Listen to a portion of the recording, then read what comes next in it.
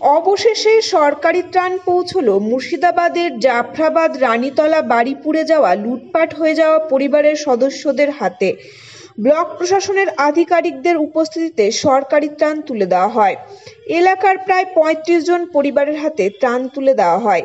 পাশাপাশি পুলিশের পক্ষ থেকে ৩৫ জন পরিবারের হাতে ১০,০০০ টাকা অনুমোদন দেওয়া হয় পরিবারগুলোর সদস্যদের হাতে।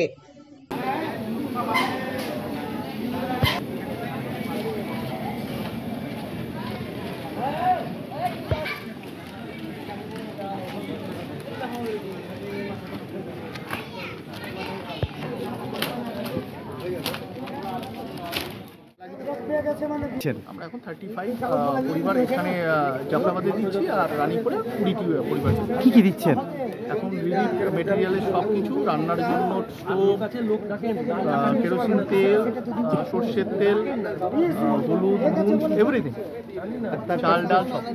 টাকা প্রত্যেকটা পরিবারকে টাকা কত এটা যা আগে বললাম সেই প্রত্যেকটা পরিবারকেও টাকা দেওয়া হবে। এটা পুলিশের তরফ থেকে দেওয়া হচ্ছে 10,000। মাননীয় মুখ্যমন্ত্রী যেটা অ্যালার্ট করেছেন, বাড়ি পুড়ে গেছে তাদের যোজনার বাড়ি শুনেছি, ম্যাডাম বলেছেন ওটা এবার আমাদের অর্ডার আসবে, কীভাবে করতে পারবেন আমরা সেভাবে। আর এখানে কত লোকের খাবারের ব্যবস্থা? এখানে যারা খেতে চাইছেন, এখানে মানে যারা সমস্যা আছে রান্না করা বা রান্না করতে অসুবিধা হচ্ছে তাদের প্রত্যেকেই দিয়ে দেওয়া। কতদিনের জন্য চলবে এই শিবির? চেষ্টা করবো যত দ্রুত আমরা স্বাভাবিক সঙ্গে নিয়ে আসি মানুষকে, তত যারা বাইরে এখনো তাদের আনার ব্যবস্থা করা আছে।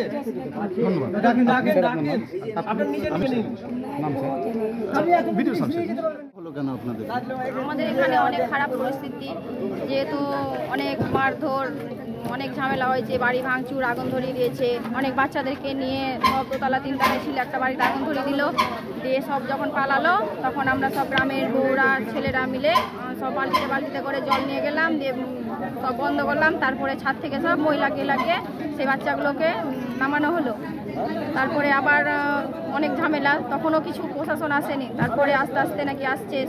দিয়ে তো আমরা সব অনেক দুদিন ধরে ছিলাম না, পালিয়ে গেছিলাম ভয়ে আতঙ্কে। ছোটো ছোটো বাচ্চা আছে, তারাও কেমনই শরীর অসুস্থ হয়ে গেছিলো, পেটে লাগছে কি লাগছে না খেয়ে খাবার করতে পারছিলাম না।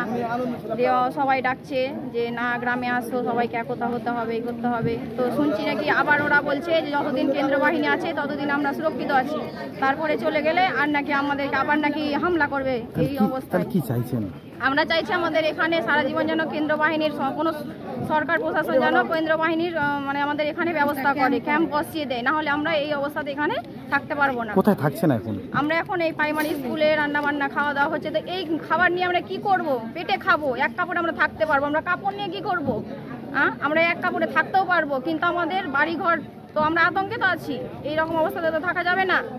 আমাদের সারা জীবনের জন্য এখানে সেই কেন্দ্র বাহিনীর ক্যাম্প আমাদের চাই, নাহলে আমরা এইখানে থাকতে পারবো না। পুলিশের উপর ভরসা নেই? পুলিশের উপর কোনো ভরসা নেই। পুলিশ তো বলছে আমাদের নাকি হাত বাঁধা আছে। পুলিশ তো আমাদের যখন এইখানে হামলা লাগে তখন আমরা 112 কত কি সব নাম্বার দিচ্ছে, ফোন লাগাচ্ছি, কোনো প্রশাসন আমাদের এই ফোন ধরছে না। বরঞ্চ একবার দুবার ফোন ধরলেও আবার সুইচ অফ করে দিচ্ছে। কিন্তু আমাদের ছাদ থেকে সেই অবস্থা দেখে অনেক জায়গায় অনেক কাউকে ফোন করেছি, অনেক নেতা, অনেক মন্ত্রী, কোনো কেউ এগিয়ে আসেনি সেই অবস্থাতে। আমরা এই অবস্থাতে তখন প্রথম দিন ছিলাম, তারপর 2-4 দিন ছিলাম না। 2-4 দিন না থাকার পরে আরো বাড়ি ফাঁকা পেয়ে আরো হামলা করতে শুরু করেছে ওরা। আজকে এখানে কি হচ্ছে? এখানে এখন দুপুরবেলায় সবার খাওয়ার ব্যবস্থা হচ্ছে, যাদের বাড়ি ঘর পুড়িয়ে গেছে, হয়তো কারো কিছু নাই, কাজ কাম বন্ধ। আমাদের এদিকে সব বিড়ি বেঁধে খায়, বিড়ির সব বন্ধ। তারা খাবে কি?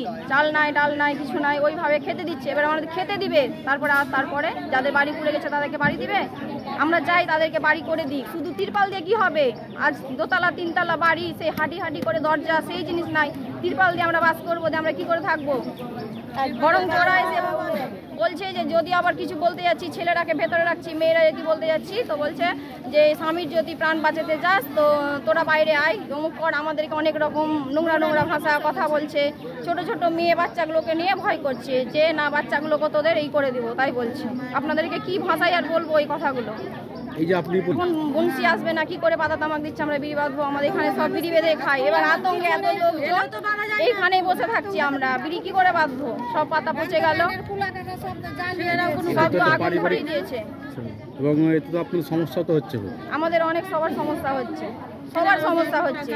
কেউ ভালো না এখানে, যারা একটু ভালো আছে তাদেরও কিছুই নাই, আর যারা তো এবারে মৃত মানুষ তাদের তো আরোই সমস্যা। আমার নাম স্মিতা দাস, আমি জাফরাবাদের বাসিন্দা।